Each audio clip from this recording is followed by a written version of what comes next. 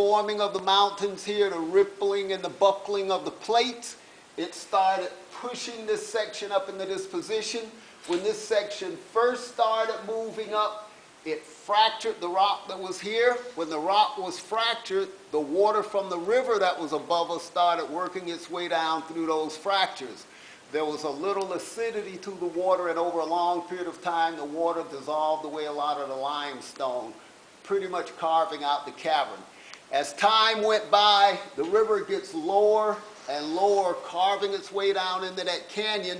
When the river gets below the level of the cavern, the water stopped flowing through it. All of the water drained out, and when the water drained out, there was a lot of loose rock in here that just collapsed. If you look at this rock formation in front of us here, you see how it comes out and in, and out and in, kind of zigzags there. If you look up above it, you'll see that that would fit right into this area up here. And that's where all the other boulders came from, that original collapse. We don't have to worry about anything like that happening today. And as we go through the tour, you're going to see a lot of boulders laying around most of the time. With the larger ones, if you look above them, you can pick out where they came from, just like this set here. Now, after the collapse, the river's below us, no more water from the river. The only water we get is from the rain. As the rainwater works its way through the rock, it breaks down the rock, picks up some minerals, the largest one being that calcite. It brings it into the cavern.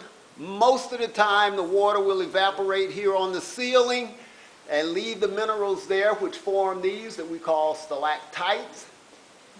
And sometimes it will drip away, take some minerals with it, hits the ground, and form these that we call stalagmites.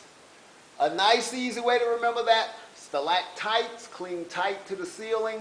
Stalagmites, if you're not careful, you might trip over. Okay, let's move down this way a little.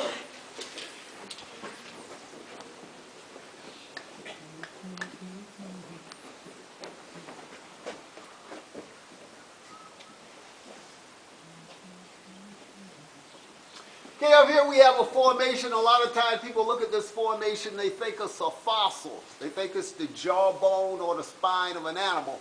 But when the water's running at an angle on the ceiling, as the water runs down, it deposits the minerals there, giving us this type formation.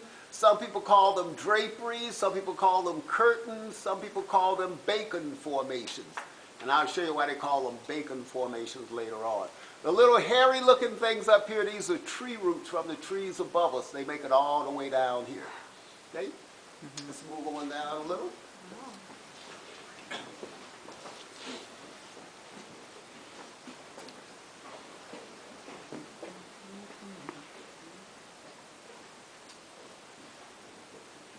Okay, when Mercer was dropping the rocks in the hole up top, they were bouncing down this hill, and that's pretty much the route that he took in, but he didn't bounce down the hill. He lowered himself in on his rope. When he gets right about here, these tree roots came all the way down to the ground, and he's standing there with that little dim candle. You can't see very much in there with just a candle. He thinks the tree roots are rotting mining timbers.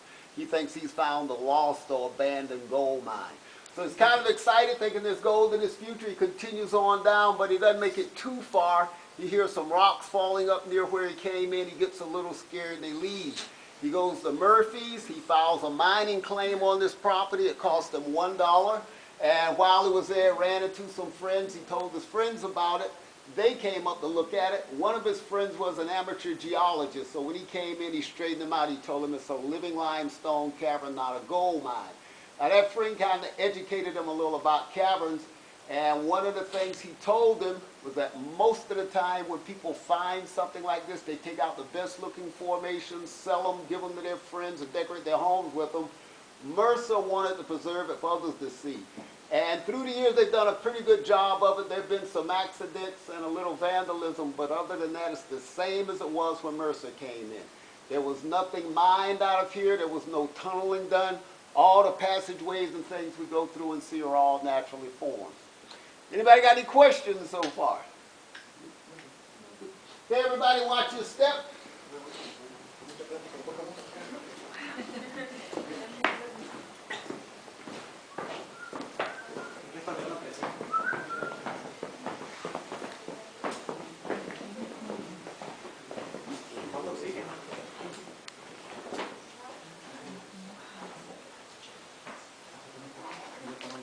join me. Go do that.